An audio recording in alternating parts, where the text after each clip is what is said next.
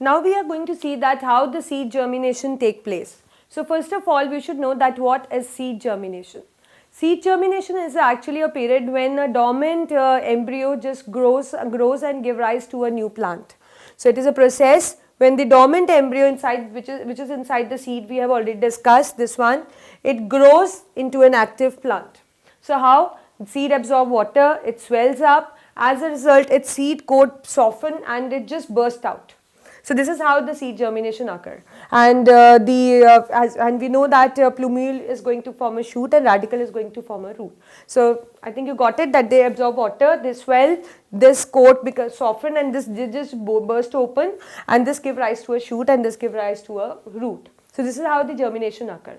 Now the germination is different in case of monocot, that is which have one seed leaf, that is one cotyledon, and the one which have two cotyledons. So this kind of germination is called as apigeal or hypogeal germination. This kind of germination is seen in dicots and hypogeal is seen in monocots. So what is there in the apigeal? In this, the cotyledons actually, as you can see, that this is the apical one. So what actually happens in this case? This is in cotyledon, right? So from the cotyledon we see that the plant arises. This is inside the soil, even this is inside the soil. It forms a root and the shoot later transforms into this kind of structure, and when we see that the cotyledons are actually above the soil.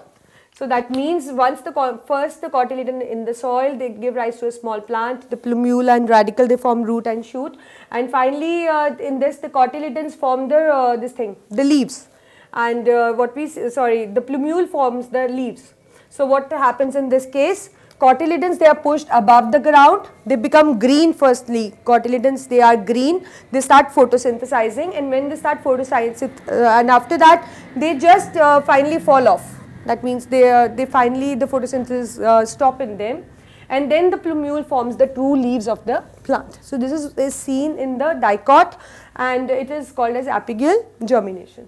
But in the hypogeal, what happened? Cotyledons lie inside the soil only. Suppose this second stage occur, it is occurring in the soil, and then also this is present in the soil only. It gives rise to a plant, and cotyledons remain inside the soil. They have the food stored in them, and that food is actually used up for the growth of the plant, and they don't fall off like that. So they just like the food which is stored in them they are supplying continuously to the plant, which help in the germination.